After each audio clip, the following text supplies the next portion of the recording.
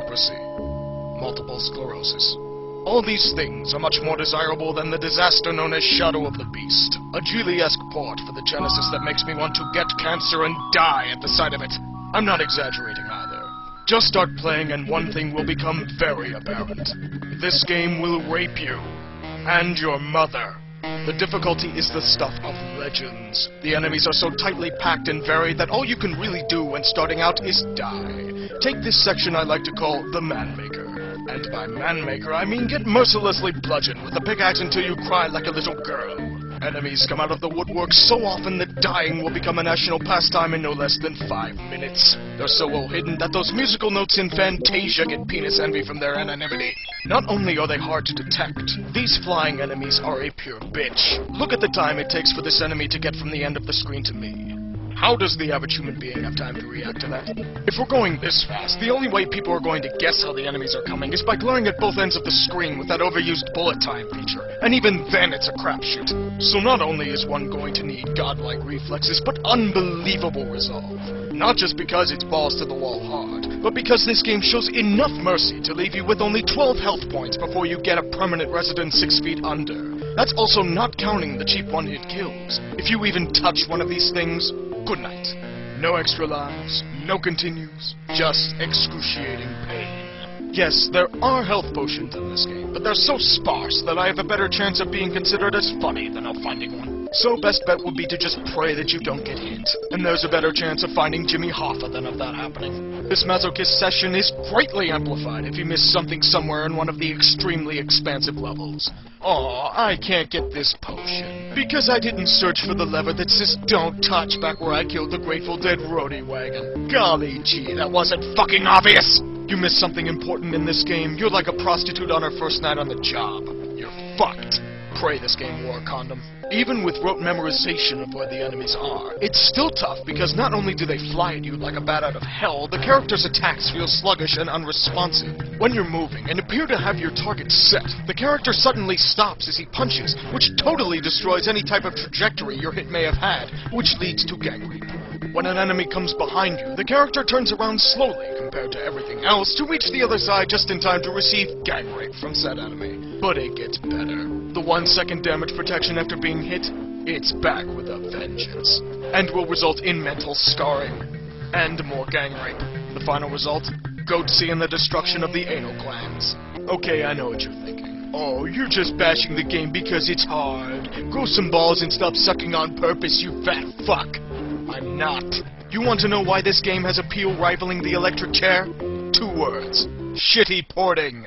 The job that EA did bringing this game over to the States was so terrible that words cannot describe it. Want proof? The collision detection in this game is, without a shadow of a doubt, the worst I have ever seen in my life. You thought the collision detection in Dark Castle and Sword of Sodan were appalling? Eat your heart out. You will both hit and get hit by enemies that you are nowhere near.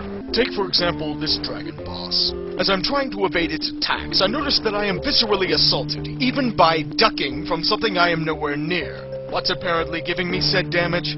This thing, which is a good 5 feet away from my character. The last time that happened, those responsible were sent to the gallows. I wouldn't mind it if this were the only case, but this happens time and time and time and time and time and time and time and time and time and time again! Forget waterboarding. This is torture at its finest. Pop this game in front of any terrorist and they'll be talking in 5 minutes. Guaranteed. But wait, there's more. EA was so incompetent in porting this game that they didn't even get the game speed right.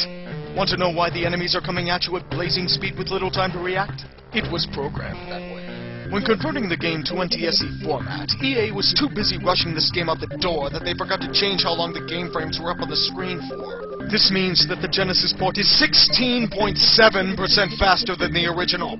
Do you know how terrible one would have to be as a playtester to let a 1/6 increase in game speed slide?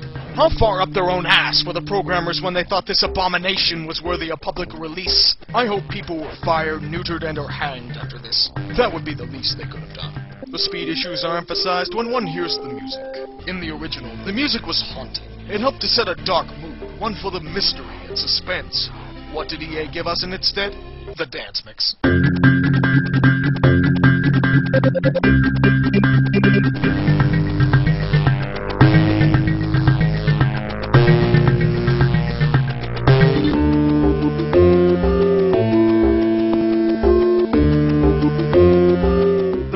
this is that it's not mysterious, it's just corny and ill-fitting. Combined with cheap excuses for sound effects, this game, like EA's other ports, hit the audio, visual, and mental trifecta of gang rape.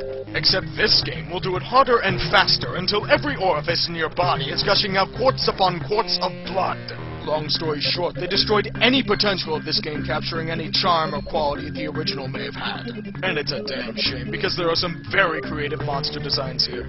Well, excluding the unwarranted Psygnosis ego stroke. The Amiga version of the game seems very hard in its own right, but this port is such a miscarriage that it is virtually unplayable. All you will receive in playing this game is the pain of experiencing childbirth while getting hit by a commercial airliner, sans the rewards of children or death.